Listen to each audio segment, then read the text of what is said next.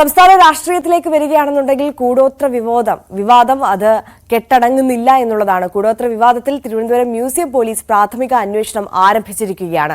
Cantonment assistant കമ്മീഷണർക്ക് ലഭിച്ച പരാതിയാണ് കഴിഞ്ഞ ദിവസം മ്യൂസിയം പോലീസിന് കൈമാറിയത്. കേരള കോൺഗ്രസ് നേതാവ് AH ഹാഫീസാണ് പരാതിക്കാരൻ.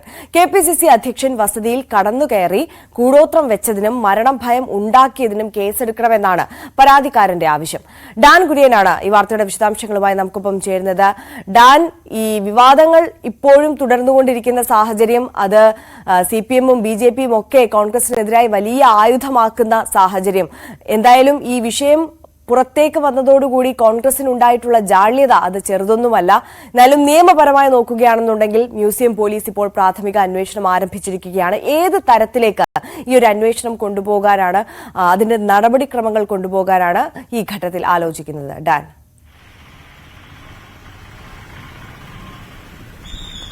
കോൺഗ്രസ് നേതൃത്വം മൌനം തുടരുന്നതിനിടയിലാണ് ഇതുമായി ബന്ധപ്പെട്ട പരാതി ആദ്യം സംസ്ഥാന പോലീസ് മേധാവിക്ക് ലഭിക്കുന്നത്. സംസ്ഥാന പോലീസ് മേധാവി ആ പരാതി തിരുവനന്തപുരം സിറ്റി പോലീസ് കമ്മീഷണർക്ക് കൈമാറുകയായിരുന്നു. അതിനിടയിലാണ് സമാനമായ പരാതി കന്റോൺമെന്റ് അസിസ്റ്റന്റ് കമ്മീഷണർക്കും കേരള കോൺഗ്രസ് നേതാവ് AH ഹാഫീസ് നൽകിയത്. ആ പരാതിയാണ് പ്രാഥമിക അന്വേഷണത്തിനായി മ്യൂസിയം പോലീസിന് അദ്ദേഹം കൈമാറിയത്. സ്വാഭാവികമായി പരാതിക്കാരിൽ നിന്ന് കൃത്യമായി മൊഴി രേഖപ്പെടുത്തുന്ന തരത്തിലായിരിക്കും ആദ്യ നടപടിക്രമങ്ങൾ. അതിനുശേഷമായിരിക്കും ഈ പരാതിയിൽ പരാമർശിച്ചിട്ടുള്ള 4 സ്ഥലങ്ങൾ, ആ 4 സ്ഥലങ്ങളിൽ അതിക്രമിച്ച കയറി ഈ കൂടോത്രം വെച്ചു എന്നതാണ് പരാതിയിൽ എടുത്തു പറയുന്ന കാര്യം.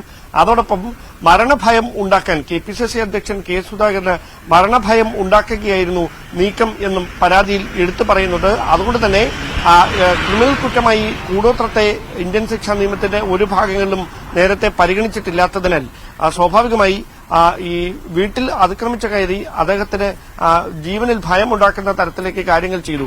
ഇത് ഒരു കുറ്റമായി കണ്ടുകൊണ്ട് ഗൌരവതരമായ നടപടികളിലേക്ക് നീങ്ങണമെന്ന ആവശ്യമാണ് AH ഹാഫീസ് മുമ്പോട്ട് വെക്കുന്നത്. പക്ഷേ അത് നമ്മുടെ നിയമ നടപടികളുമായി മുമ്പോട്ട് പോകുമ്പോൾ എത്ര കണ്ട് പ്രായോഗികമായി അത്തരം കാര്യങ്ങൾ കേസെടുത്ത് അന്വേഷണം നടത്തി കുറ്റക്കാരിലേക്ക് എത്താൻ കഴിയും എന്നത് വലിയ വെല്ലുവിളി ഉയർത്തുന്ന ഒരു ചോദ്യം തന്നെയാണ്. ഉന്നത പോലീസ് ഉദ്യോഗസ്ഥർക്കിടയിൽ അടക്കം ഇതുമായി ബന്ധപ്പെട്ട ആശങ്കകൾ നിലനിൽക്കുകയാണ്. പ്രധാനമായി അവർ പങ്കുവെക്കുന്ന കാര്യം ഇത് തെളിയിക്കുക എന്ന് പറയുന്നത് വലിയ ദുഷ്കരമായ ദൌത്യമായി മാറും. മാത്രവുമല്ല 1.5 വർഷത്തിന് മുമ്പ് സംഭവിച്ച ഈ കൂടോത്രം പുറത്തെടുക്കുന്ന ദൃശ്യങ്ങളും ശബ്ദ സംഭാഷണവുമാണ് ന്യൂസ് 18 പുറത്തുവിട്ടത്.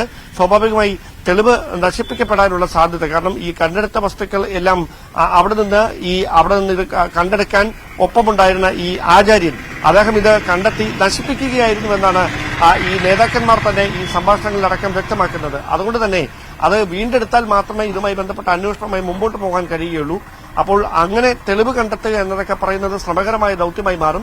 മാത്രവുമല്ല ഈ 4 സ്ഥലങ്ങളിലും ഏതൊക്കെ സമയങ്ങളിലാണ് ഇത് കണ്ടെത്തിയത്, അല്ലെങ്കിൽ എപ്പോഴാണ് ഇത് വെച്ചത് എന്നതടക്കമുള്ള കാര്യങ്ങളിൽ അന്വേഷണം നടത്തുക എന്ന് പറയുന്നത് പോലീസിനെ സംബന്ധിച്ച് വലിയ ദൌത്യം, ദുഷ്കരമാകുന്ന ഒരു ശ്രമകരമായ ദൌത്യം തന്നെയാണ് എന്ന കാര്യത്തിൽ സംശയമൊന്നും വേണ്ട. അതുകൊണ്ട് അന്വേഷണം ഇനി ഏത് ദിശയിലേക്ക് കടക്കും, FIR രജിസ്റ്റർ ചെയ്യുന്നത് മ്യൂസിയം സ്റ്റേഷനിൽ തന്നെ ആയിരിക്കുമോ, ഇതടക്കമുള്ള കാര്യങ്ങളിലാണ് വ്യക്തത വരാനുള്ളത്. എന്തായാലും പരാതിക്കാരനിൽ നിന്ന് മൊഴി രേഖപ്പെടുത്തിയ ശേഷമായിരിക്കും തുടർ നീക്കങ്ങളിലേക്ക് മ്യൂസിയം പോലീസ് കടക്കുക എന്നാണ് മനസ്സിലാക്കാൻ കഴിയുന്നത്.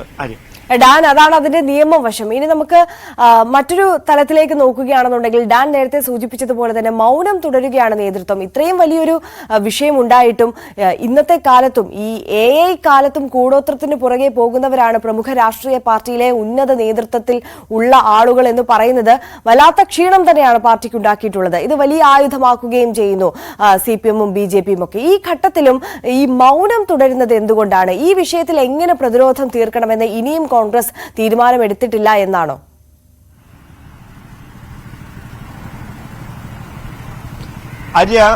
ഇതിന്റെ ഗൌരവം എത്രയാണെന്ന് പാർട്ടിയുടെ ഔദ്യോഗിക നേതൃത്വത്തിന് വ്യക്തമായിട്ട് അറിയാവുന്നത് കൊണ്ടാണ് മൌനം തുടരുന്നത്. കാരണം ഈ വിഷയത്തിൽ ഏതെങ്കിലും തരത്തിൽ പ്രതികരിക്കാനുള്ള നീക്കം നടത്തിയാൽ പ്രതികരിക്കുന്നവർ പ്രതിരോധത്തിലാകുന്ന രാഷ്ട്രീയ സാഹചര്യം ഉണ്ടാകും. കാരണം ഇത് ചിത്രങ്ങൾ മാത്രമായിരുന്നു പുറത്തു വരുന്നതെങ്കിൽ അതിനെ എന്തെങ്കിലുമൊക്കെ പറഞ്ഞ് ന്യായീകരിക്കാമായിരുന്നു. അല്ലെങ്കിൽ ഇത് മറ്റെവിടെ നിന്നുള്ള ദൃശ്യങ്ങളാണ്, ഇത് ഗൂഢാലോചനയുടെ ഭാഗമായി കോൺഗ്രസിനെ ഇല്ലാതാക്കാനുള്ള നീക്കേണ്ട ഭാഗമാണ് എന്നൊക്കെ നമ്മൾ സാധാരണയായി കേൾക്കുന്ന പല്ലവി കൊണ്ട് ഇതിനെ പ്രതിരോധിക്കാൻ കഴിയുമായിരുന്നു. പക്ഷേ ഈ വിഷയത്തെ അങ്ങനെ ഒന്നും പ്രതിരോധിക്കാനാവില്ല. കാരണം വ്യക്തമായി കേരളത്തിലെ രണ്ട് പ്രധാനപ്പെട്ട കോൺഗ്രസ് നേതാക്കളുടെ ശബ്ദ സംഭാഷണം കൃത്യമായി തന്നെ അതിൽ പ്രതിപാദിച്ചിരിക്കുകയാണ്.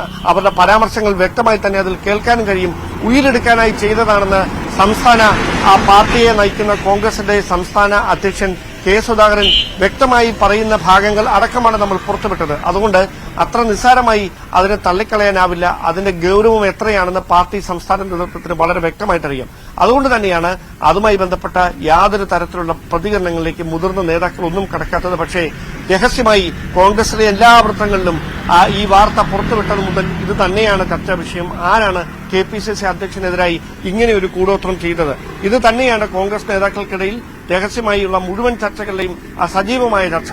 പക്ഷേ അവർ ഈ സന്ദേഹങ്ങൾ പരസ്പരം പങ്കുവെക്കുന്നതല്ലാണ്ട് അത് ഔദ്യോഗികമായ ഒരു ഫോറത്തിലേക്ക് കൊണ്ടുവരാൻ ഇതുവരെ കഴിഞ്ഞിട്ടില്ല.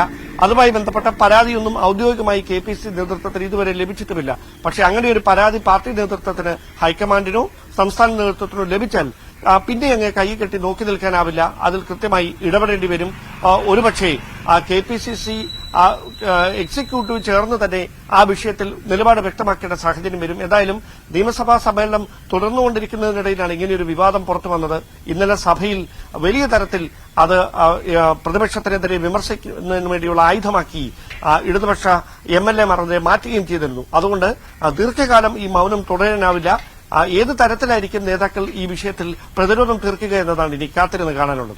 തീർച്ചയായും അതാണ് ആ വിഷയവുമായി ബന്ധപ്പെട്ടിട്ടുള്ള സാഹചര്യം. എന്തായാലും പ്രാഥമികമായ അന്വേഷണം മ്യൂസിയം പോലീസ് ആരംഭിച്ചിരിക്കുകയാണ് എന്നുള്ളതാണ് അതിന്റെ നിയമവശം. ഇനി നമ്മൾ മറ്റൊരു പ്രധാനപ്പെട്ട